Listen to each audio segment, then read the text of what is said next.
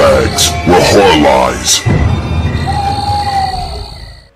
Hey guys, Rob from Georgia here. This Wednesday, I'm your reviewer for BodyBags, and this second week of December, we'll be looking at the film Prometheus from 2012, directed by Ridley Scott, and of course his great return to the alien universe, which he spawned back in 1979, and so we're about 30 years removed from that, and I don't know, I mean, I would assume everyone's seen Prometheus, and everyone has their thoughts, and perhaps a lot have even commented to the point of reviews and whatnot, and but I'd say I absolutely love this film. This film is so freaking gorgeous to look at, and you know, in the story that drives it,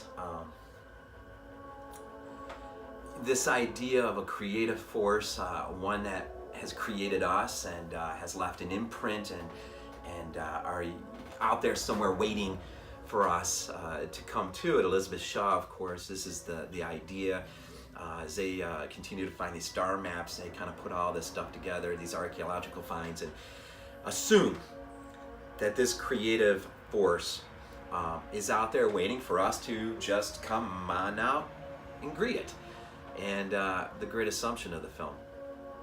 And so this is what really drives.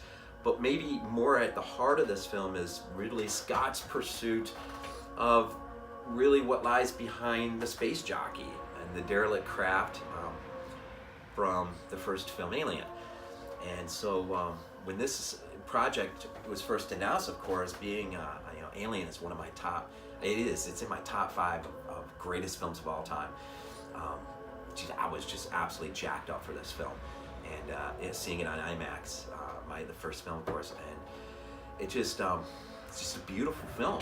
And there's some issues with the story, and I think some of the issues come from there being 2 major writers. One, you know, that pretty much had the script, and then creative choices, decisions being made, and bringing on another writer to revamp that script. And really the story, the original story, really was supposed to, you know, explain LV-426, and ultimately the second or the revamped script takes us away from that idea and really leads us into this trilogy.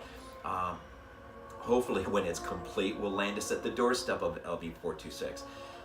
So what we really get is just a little bit of a nod to Alien, but really an attempt to give us something new. And of course, unfortunately with Covenant, they try to, under pressure, bring us, I don't know.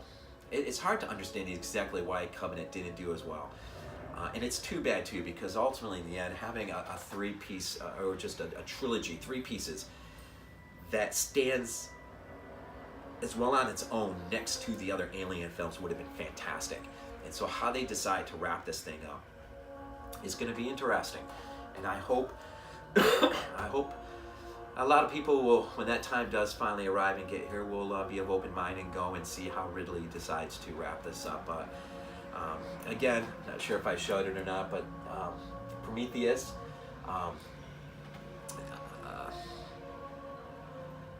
boy, I can't even think right now. I'm so sick.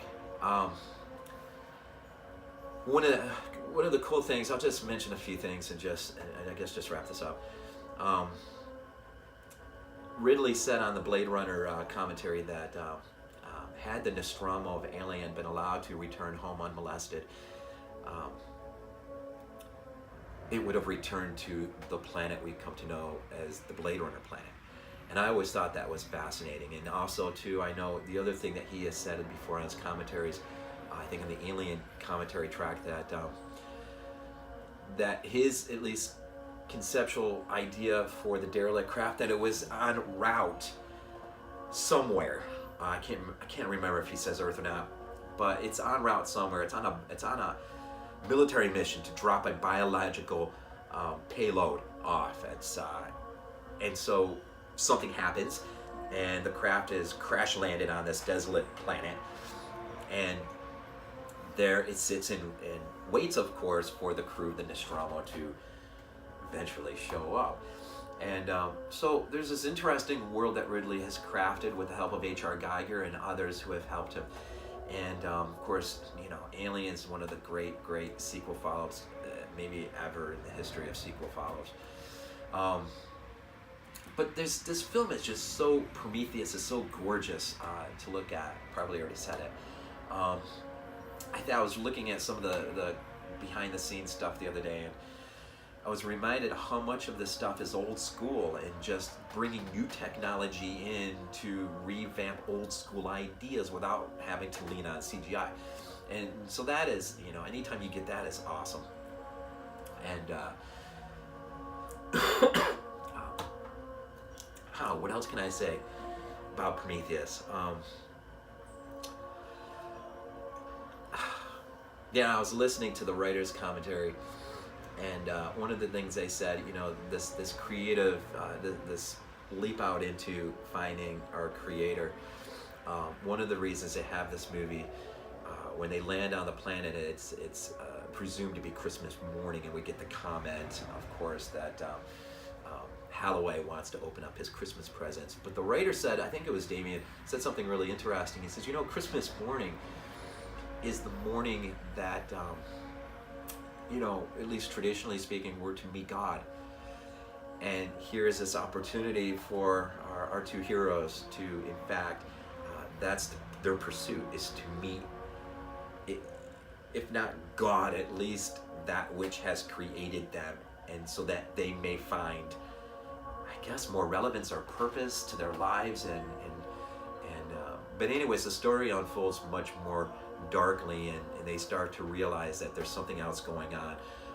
Whether these are the creative engineers of our lives or not, they were up to something pretty sinister when it comes to humanity. So now the question becomes, well, if you created us, why are you now going to destroy us? And that question continually moves forward, and we continually get a little more answer. And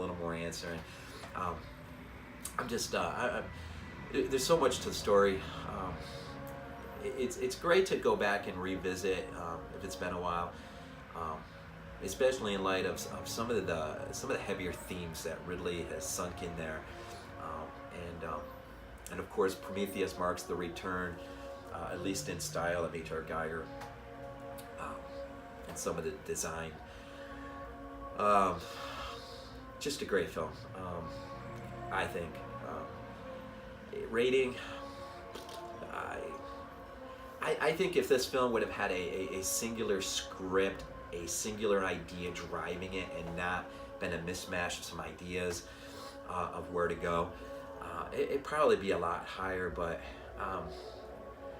yeah, I don't know, I'm somewhere between an 8.5, 9, somewhere between an 8.5 and a 9.